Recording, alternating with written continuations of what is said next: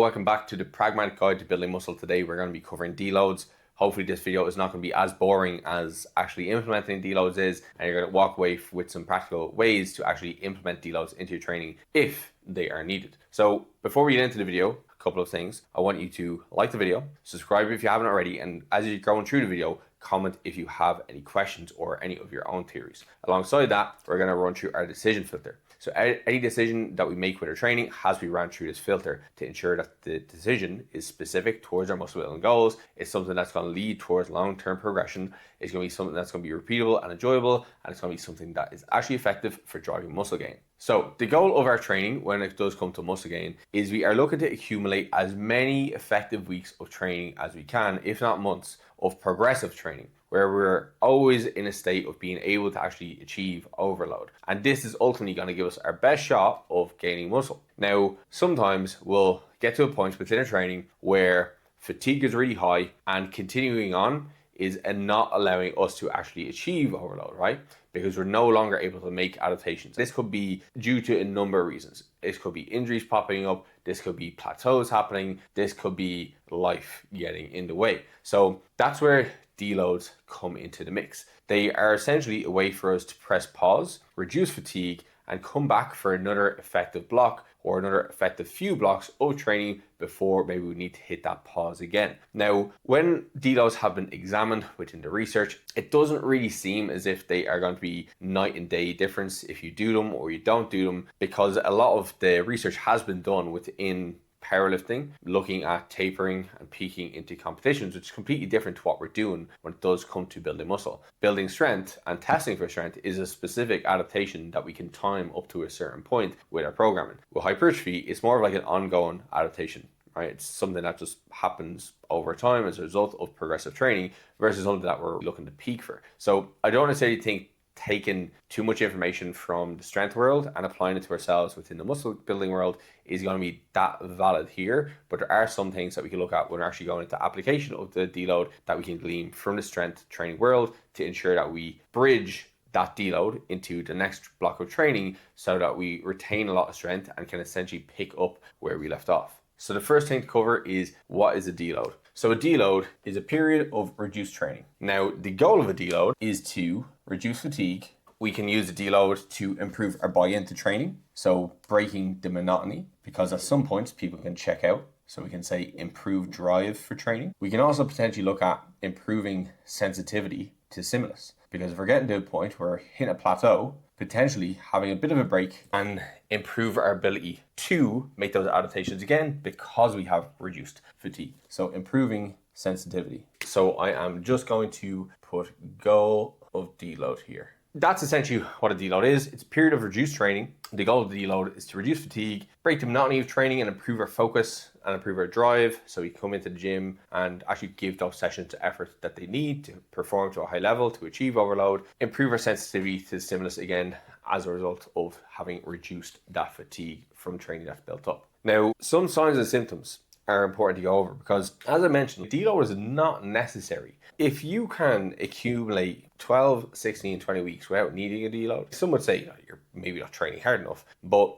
I don't necessarily think that's always the case, because you could be in a position where your recovery is absolutely phenomenal and you're still training really, really hard and you don't necessarily need to deload, right? And this is, funnily enough, something I'm experiencing right now. It is the 11th of April as we record this. I haven't deloaded since mid-November, right? And I used to think if people went that long with their training blocks, they simply just weren't training hard enough. And this is also from a bias of where I did powerlifting for a number of years, where I would deload after every 5th week. And I used to think that I would need to deload after every 5th week. And after having followed more hypertrophy focused training across like the last year, I'm really seeing that that's just not the case. A lot of times for me, when I've been deloading across like the last year, if it's been needed, has been when something has come up within my life that I've needed to take some time away from the gym, or I've had to take some extra rest days. Not necessarily a case that I was extremely fatigued up to these points. It's just a case that it was permitted that I couldn't go to the gym for whatever reason. So this has been a bit eye-opening for me, and this is something that has been shown, at least the one paper that's been out on deloads by Max Coleman. where they essentially had two conditions. They had one that did a deload in the middle of a training block. They had one that just did a training block continuously. And there's no significant differences in terms of muscle gain between either conditions. You can look at this through the lens of, okay, the group that did the deload, they didn't necessarily improve anymore by taking that break in the middle and reducing some fatigue after taking a deload. But you could also look at it from the perspective of taking that week off didn't inhibit their muscle gain goals either. So it's kind of a wash really, because the group that did the continuous training, they gained a similar amount of muscle. Now, there's obviously going to be consideration there of like, are you able to sustain your level of focus throughout the entirety of the training block? Now, when it comes to how I program deloads for my clients, a lot of it is going to be more reactive. So something comes up in life, some of the signs and symptoms that we're going to go through pop up, a combination of them, and that warrants us to take a couple of days off. And I will program in a block length where I'm saying, okay, I want to do 8 weeks of training. I'm going to ask you, how are you feeling from a fatigue perspective? Any aches and pains that are popping up? How's your motivation to train? Are you progressing in the gym? If we're still progressing nicely, no aches and pains, your motivation is still there, well then let's crack on. However, when it does come to some of my clients who have a lot more strength oriented lifts, where we're essentially just increasing load across the training block for a lot of lifts, it could be squat, bench, deadlift, they're ones who definitely do have to deload more often. And this is just because they are essentially looking to push overload up to a certain point, and past that, they're just going to run off the edge of a cliff because the fatigue is so high. So this is where like context is important in regards to exercises that are in your plan. But if you're a pure bodybuilder, purely just training for hypertrophy, if you are progressing using the double progression system, you might find that you rarely need to take deloads up until you have a combination of these signs and symptoms, or life comes at you and you just need to take some time off, and then that's your deload. So what are the signs and symptoms? So I already alluded to some of them there. So big one is aches and pains. So we're maybe having some joint discomfort pop up, some tendonitis starting to rear its head. We could look at a lack of progression, and that's not just across one movement, that's across a number of movements or a number of movements on a particular body part. So if one exercise is lagging, or like one body part is slightly lagging in regards to progressions, it may not necessarily be something we need to take a full deload for. But if you're noticing a pattern across multiple exercises and multiple muscle groups, and you're even maybe noticing some regressions start to take place, that could be also a sign that we just need to take a deload, because at the moment, fatigue is high. And with fatigue is high, kind of know, because everything else in life is just harder. You might find that during the day, your energy is a lot lower. You might find your sleep is disrupted. You might find digestion is off, or your appetite is lower. You may have just a little bit more brain fog throughout the day. And as well, you have little drive or little motivation to go into the gym. So you can see there's a number of different signs and symptoms for me that warrant a deload. And I don't necessarily think that if we have just one of these pop up, that warrants us to take a deload, because some of them could just be issues with our recovery. If your sleep is not great, that could just be you're drinking too much caffeine, you're on your phone too close to bed. If your energy is not great, are you drinking a sufficient amount of water? Is your nutrition in check? Are you eating a sufficient amount of micronutrients? Your fatigue could be high because you could just be training harder than you can actually recover from, and maybe just need to manage your load a little bit more. Your digestion could be off because your food choices, your appetite might be off because your meal timings are skewed. So there's a lot of different reasons here why like these wouldn't necessarily warrant a deload on their own. But if you're noticing the combination of all these things, particularly the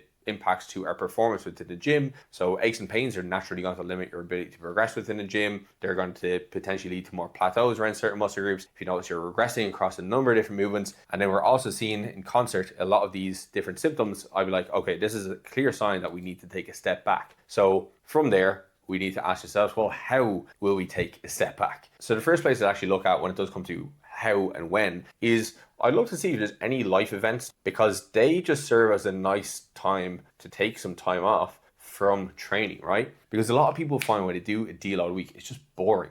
And as a result, they find it just miserable going in to do some deload sessions. So just having a period of time where you're maybe busy and you have other things to do and keep your mind off the gym can be just a nice break. It's going to serve the goal of reducing fatigue. It's going to improve your drive when you get back to the gym, because you're going to be excited to get back into it. And you're probably going to have a lot of these symptoms start to drop off, because you're filling your cup from another aspect of life, something that's not gym, okay? Something that might be enriching your life with your friends or family or whatever it may be. So life events is a good place to do it, but then it also going to be a case of checking in at 8, 12, 16 week mark. So this is something I get my clients to do. I get them to check in at the end of a training block with a form that I have filled out, a block review, and I get them to fill out like how they're feeling from aches and pains, how they're feeling from progression standpoint, enjoyment standpoint, all these different things. And that's going to dictate, do we decide to go with a deload or do we just continue to crack on with training? And this just ensures that you're continuing to do this, right?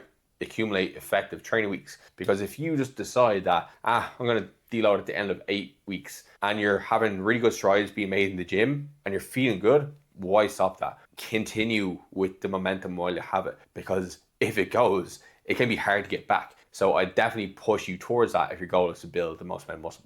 So that you've done one of those check-ins and you've asked yourself what type of signs and symptoms are popping up, if any, or can you just continue to rack up good training weeks, you need to ask yourself, if I do a deload, how do I do it? So some of the most common methods is going to be take time off. So take a full week off. This is not one that I really recommend all that often, to be honest, unless a life event permits it. Basically, because if you take a full week off training, sometimes it can be really, really hard to get the momentum going again. Because while you're going to reduce a ton of fatigue, you're going to improve your drive to get back into the gym, you're going to improve sensitivity. Sometimes you can lose so much strength by taking that week off that getting back into a groove of training can just take a lot longer. So what my preferred method is to maintain intensity. So maintain some load in the bar, maintain load, but put volume in half, okay? So if you're doing 3 sets, do 2. If you're doing 2 sets, do 1. Any intensity methods you're doing, don't do the drop sets, don't do the clusters on your rest pause sets, just do the activation set. Now what I do find is when people do this, they maintain the load, they cut the volume in half, they keep a couple of reps in the tank on the volume that they do, that when they get back into the gym, they bring your volume back up,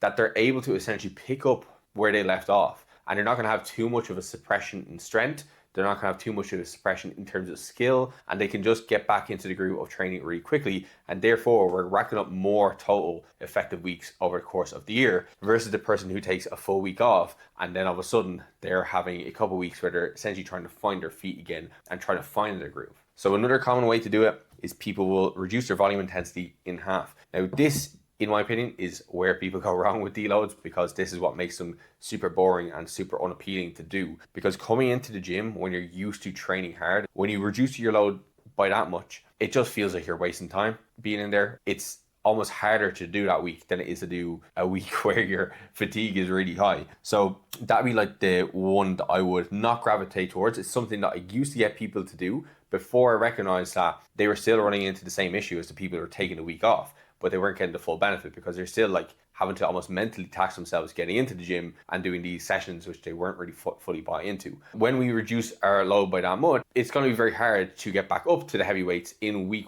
number 1 up to the next block, because we'll have to build up to the weights again, or else they'll just feel like they're crushing us in that first week. And then all of a sudden we've increased fatigue really, really quickly in that first week back into the gym. So reducing volume intensity by a half would not be how I would program or recommend it at all. If anything, I prefer somebody take a full week off. They're still going to have the same issues as this person anyway, but at least they're now getting to spend some of that time doing something else in their life that they might have priorities with, versus coming into the gym and just feeling like they're wasting time throughout that week. But the preferred way, as I mentioned, is going to be this: maintain load, cut the volume in half, and keep 2 to 3 reps in the tank. So that pretty much covers us for deloads today. We went through the goal of our training being to accumulate as many effective weeks of training as we can across the calendar year. When signs and symptoms pop up that permit us to take a little bit of a pause, how we can actually start to incorporate the deloads into our training and what's going to be the most effective way for ensuring we're not taking too much of a back step with our training, but also covering how we can check in with ourselves to ensure that we are in a position to continue training effectively, or if it is warranted for us to actually do them. Because if we don't have some type of process for us to assess whether our training is worthwhile keeping up and maybe deload is not the option, well then we can be put into the mindset that we need to have these in here to continue progression. They're a tool, they're not a necessity. That's it for this video. If you did enjoy the video, please make sure to like, comment, subscribe. I'm very close to 1,000 subscribers and I really want to get there soon, so do help me out. But that's it for now. I'll catch you in the next one.